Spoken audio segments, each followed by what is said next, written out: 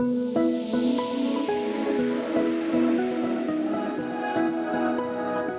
I'm Mike Winlo, Managing Director at Emyria Limited. My pleasure to tell you a little bit about our really unique company. We're on a mission to create registered treatments for patients who have found that nothing else is really working for them. And we do that by bringing together some really unique assets and infrastructure.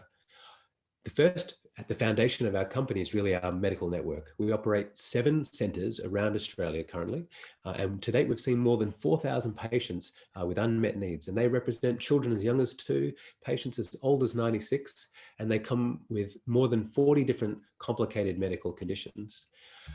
In our clinics, we spend a lot of time with every patient because what we're trying to gather from them is clinical evidence of what's working or what's not. And so the brains of our company is really our data asset and the technology that we've developed to support that. That data then gives us insights into what's working and for whom, and that supports the drug registration programs and treatment development programs that we've launched. And to date, we've got 3 programs which are underway: a CBD over-the-counter medicine for mental health concerns. We have a CBD and THC medication for irritable bowel syndrome.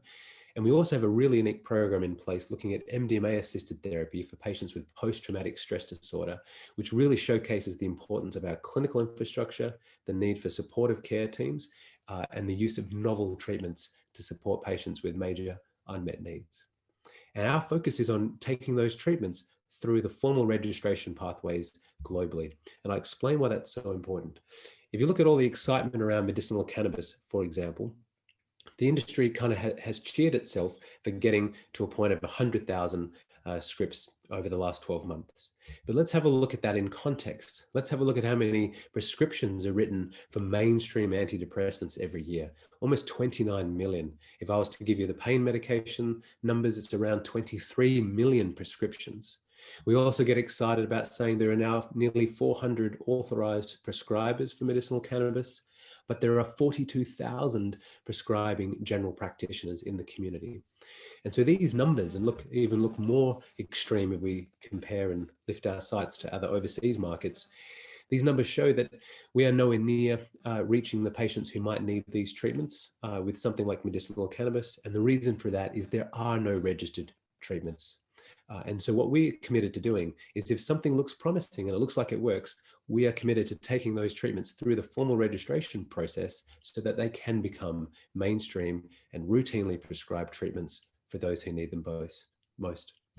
And I'll tell you, our commitment to ESG starts with the people, very much focused in on the patient at heart.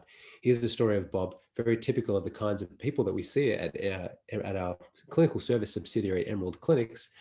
Bob was a Vietnam veteran, suffered for many, many years with chronic pain, and was on all the opioid medications and the novel pain treatments as well, with really poor quality of life. And over 6 months of individualized care, we were able to not only reduce all his opiates, in fact, he ceased all of his opiate medication, we were able to make a substantial difference to his quality of life as well. And so we're also about taking the lessons that we've learned from patients like Bob and making sure that many patients can benefit from the same kinds of individualized care. And here's this terrific analysis we did recently with IQVIA, where we looked at all the opioid medications that patients were taking in the 12 months before they saw our clinic, and we can see that very little change. Steady consumption across those patient groups. And then in 12 months of care with our doctors, we're able to make a substantial reduction in that opioid demand, which leads to massive quality of life improvements, societal benefit, and of course, big differences for those patients. So this is the journey that we're on.